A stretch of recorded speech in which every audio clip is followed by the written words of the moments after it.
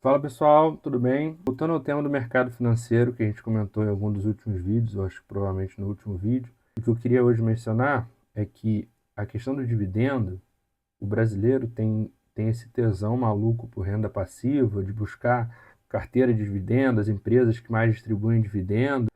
Só que tem que prestar atenção e tomar cuidado, gente, porque assim, tem muito fundo imobiliário, por exemplo. O fundo imobiliário tem um boom enorme no mercado brasileiro, porque é isento de imposto de renda, tem um monte de nuances, mas tem que tomar muito cuidado, porque o fundo imobiliário ele pode sim se tornar um esquema de pirâmide, que aquilo ali é muito difícil de se sustentar, principalmente quando tem a tal da vacância dos imóveis, quando tem, mas o imóvel se valoriza, não sei o quê, beleza. Mas se você alugar um imóvel, se você comprar um imóvel e alugar, você não vai ter 1% ao mês, você não vai ter o CDI, você não vai ter isso aqui, não sei o quê. Mas o imóvel valoriza, eles compram, vendem. Não, beleza, tranquilo. Não estou fazendo propaganda contra fundo imobiliário, tenho fundo imobiliário na carteira.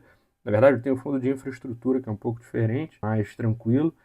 E o meu ponto é que o fundo imobiliário, na verdade, se o gestor for mau caráter, e para ele manter o dividend yield alto, né, tipo a porcentagem de distribuição de dividendo alto, ele pode fazer infinitas emissões de cota, captar dinheiro do mercado, captar mais dinheiro do mercado para distribuir a nova captação como se fosse dividendo para os antigos cotistas, quase que no estilo do Bernie Madoff aí de esquema de pirâmide.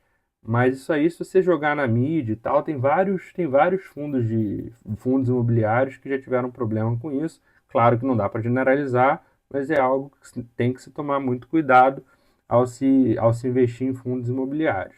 Então, fundo imobiliário, assim como qualquer outro investimento, é algo que exige muita diligência antes de ser realizado o investimento. Mas voltando à temática do vídeo, que é sobre os dividendos, eu vi um vídeo de um youtuber canadense que se chama The Plain Bagel, que é muito interessante, que ele é Certified Financial Planner, como se fosse um CFP, alguma coisa assim, canadense lá, e ele trabalha numa empresa de gestão, um hedge fund, não sei. Então fica a minha recomendação aqui, porque o The Plain Bagel, o canal How Money Works e o Patrick Boyle são os três melhores canais de economia no YouTube para mim e mercado financeiro e enfim investimentos aí para quem gosta, cara, eu recomendo muito. Eles ensinam assim, eu acho excelente. Os três são extremamente profissionais e, e ele estava explicando como o dividendo, né, na verdade, ele não importa muito. Porque assim, quando você vai analisar uma ação, você analisa nos últimos 5 a 10 anos a distribuição do dividendo para ver o poder daquela empresa de geração de caixa, geração de dinheiro mesmo, de cash. Mas o dividendo é aquilo que eu falei no outro vídeo. A Berkshire Hathaway do Warren Buffett é uma das empresas que mais se valorizou na história da bolsa, se não a que mais se valorizou e nunca distribuiu um dividendo. O que isso quer dizer? O dividendo só deve ser distribuído quando o gestor não for um bom alocador de capital. Quando entra o dinheiro, o imposto foi pago, teve o lucro líquido, e ele não sabe, o gestor, o CEO, o CFO, o diretor financeiro, o diretor-presidente, o diretor executivo, não sabe como reaplicar aquele dinheiro na empresa para fazer a empresa crescer, para transformar $1 investido em $1 de valor, ele distribui. Quando o cara sabe o que ele está fazendo, ele reinveste o dinheiro na operação da empresa e ele gera cada vez mais valor. E esses são os juros compostos da operação dele.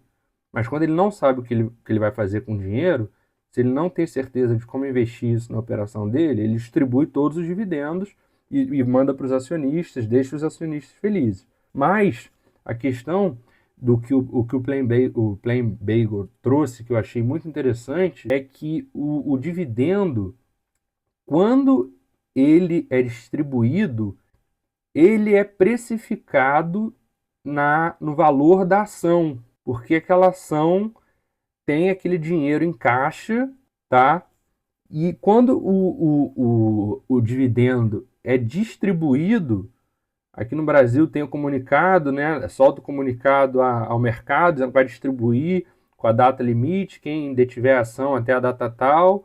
Aí costuma ter um pico de valor da ação, porque as pessoas tentam comprar para entrar e receber o dividendo tal, mas na ponta do lápis a conta não fecha muito, só para quem já tivesse aquela ação antes. E aí tudo bem, mas quem tenta entrar depois do comunicado ao mercado costuma não valer a pena.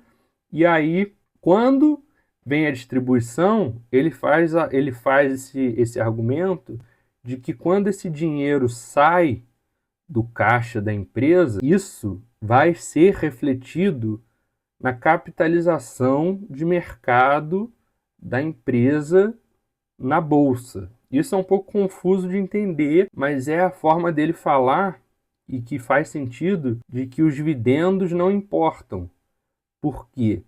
O dividendo está saindo da empresa, indo para o seu bolso, mas esse dinheiro que saiu da empresa e foi para o seu bolso, a empresa perdeu de capitalização de mercado, então o preço da ação desvalorizou. O preço da ação não se manteve e o dinheiro foi para o seu bolso. Não teve a manutenção do capital, houve a troca de lugar do capital. Se esse dinheiro vai para o seu bolso e você não reinveste, você não vai ter os juros compostos. Se tem a distribuição do dividendo, você pega e compra um carro, você não vai ter o aproveitamento dos juros compostos. E isso vai ser refletido no preço da ação da empresa, entendeu?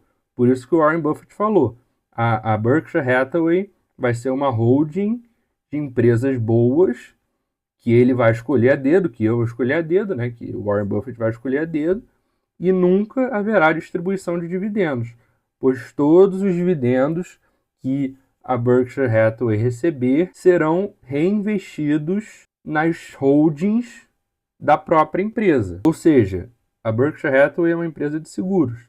Tem o float. Todo mês, os segurados da empresa, tanto da Berkshire Hathaway como da Geico, que é outra seguradora, pagam para a empresa para eles serem segurados. E esse dinheiro todo entra.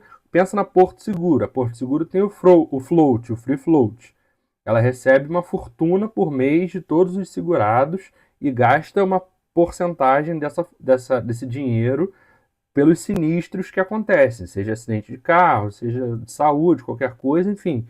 Mas, como é um negócio altamente rentável, quando é bem feito, bem calculado, como é o caso da Berkshire Hathaway, da Geico, da Porto Seguro, vem um float altíssimo, gasta-se uma pequena porcentagem e se investe-se a diferença. Então a Berkshire Hathaway ela recebe um float altíssimo todo mês dos segurados e aí ela vai alocando nas ações dessas empresas que o Warren Buffett escolhe. Só que como o Warren Buffett é um analista, um stock picker, um business picker, uma pessoa que escolhe ações, que escolhe empresas de forma brilhante, ele investe o dinheiro nessas empresas. Essas empresas se valorizam de forma astronômica, porque elas vão crescendo, elas vão chegando mais perto do seu valor intrínseco, e quando elas chegam mais perto do seu valor intrínseco, elas crescem ainda mais a operação, então vira uma bola de neve, tanto que o livro dele se chama Bola de Neve, a biografia dele. E aí, como a Berkshire Hathaway é dona dessas ações, por isso que a Berkshire Hathaway se valoriza tanto, porque ela é dona de um pedaço dessas empresas, e essas empresas que foram escolhidas pelo Warren Buffett se valorizaram tanto que a Berkshire Hathaway foi o conjunto da valorização das melhores empresas do mercado que o Warren Buffett escolheu.